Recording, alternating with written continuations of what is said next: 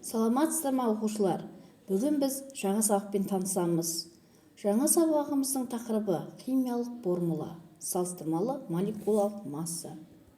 Оқу мақсаты химиялық қосылыстың формуласы бойынша салыстырмалы молекулалық формулалық массасын есептеу. Сабақтың мақсаты химиялық қосылыстың формуласы бойынша оның салыстырмалы молекуласын есептеуді үйренеміз. Енді химиялық формула дегеніміз не? Коэффициент дегеніміз не? Салыстырмалы молекулалық масса дегеніміз не? Осыған анықтама берейік. Химиялық формула заттың құрамын, химиялық элемент таңбалары және индекстер арқылы шартты түрде жазу. Химиялық формула заттың сапалық және сандық құрамын көрсетеді. Индекс молекуладағы химиялық элемент атомының санын көрсетеді. Ол химиялық элемент таңбасының оң жағынан төменірек жазылады. Иод 2, хлор 2, H2, P2O5. Коэффициент атомдардың немесе молекулалардың санын көрсетеді.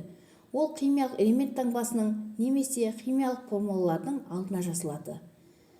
4C, 3N2, 5O2, 3H2O. Салыстырмалы молекулалық масса массаның атомдық бірлік арқылы өрнектелген, молекуланың массасы берілген заттың молекулалық массасы деп аталады. Көміртек атомы массасының 12-ден 1 бөлігінде берілген молекулалы массасы неше есе ауыр екенін көрсететін шама салыстырмалы молекулалық масса деп аталады. Салыстырмалы молекулалық массаны МР әрпімен белгілейміз. Салыстырмалы молекулалық масса атомдық массалардың қосындысына тең болады. Молекулалық массада, яғни атомдық массалардың бір-біріне қосу арқылы табамыз. Мысалға, біз фосфор қышқылының молекулалық массасын табатын болсақ, біз алдымен әрбір элементіміздің атомдық массасын тауып аламыз. Сосын ары қарай жаза береміз. H бізде атомдық массасы 1.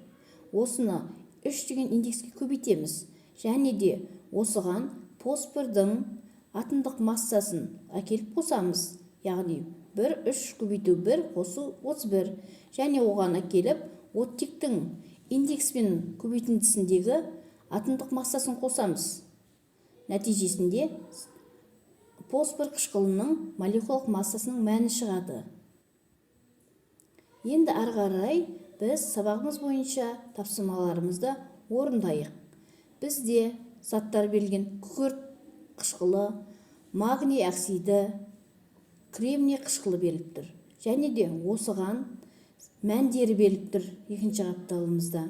Осы мәндерді бір-біріне сәйкестендіреміз. Дескрипторы заттардың салыстырмалы молекулалық массасын сәйкестендіреді.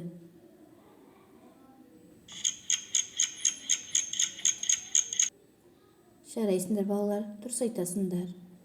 Күкірт қышқылының мәні 98-ге тең, магний оксидінің мәні 40-ға тең, кремний қышқылының мәні 94-ге тең. Енді келесі тапсырмамызға көшейік.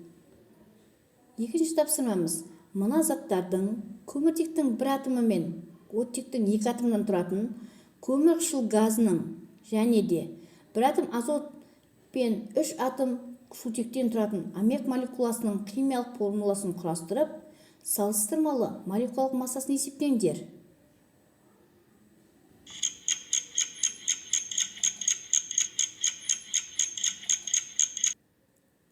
Дұрыс айтасыңдар балалар. Бұл жерде көміртектің 1 атомы, оттектің 2 атомын, яғни СО2 көмір қышқыл газы құрап тұр. Оның молекулалық массасы 44-ге тең. Және де 1 атом азот пен 3 атом сутектің тұратын формуламыз біздің аммиак болып есептеледі. Оның молекулалық массасы 17-ге тең.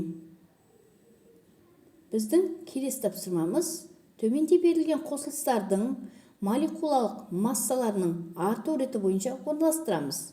Бізге алюминий сульфаты, азот қышқылы, көмір қышқыл газы, варий гидроксиді және калий перманганаты беріліп тұр.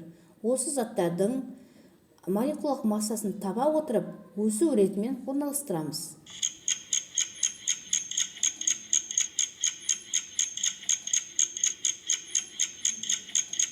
Жарайсыңдар балалар, өте дұрыс айтасыздар.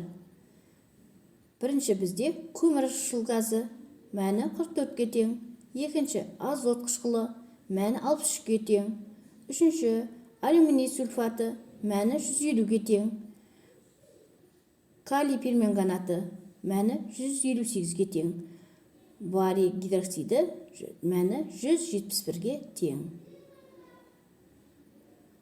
Енді балалар, бүгінгі сабақтан біз нені білдік? Яғни біз химиялық формуланы құрай алдық. Салыстырмалы молекулалық массаға сипаттама бере аламыз. Заттардың салыстырмалы молекулалық массаларын есептей аламыз. Бүгінгі химиялық формула молекулалық масса тақырыбында өтілген сабағымызды түсіндіңдер деп ойлаймын. Үйге тапсырма. Параграф 17. Химиялық формула. Салыстырмалы молекулалық масса тақырыбын оқу және де 3-ші тапсырманы орындаймыз. Келесі кездескенше сау болыңыздар оқушылар.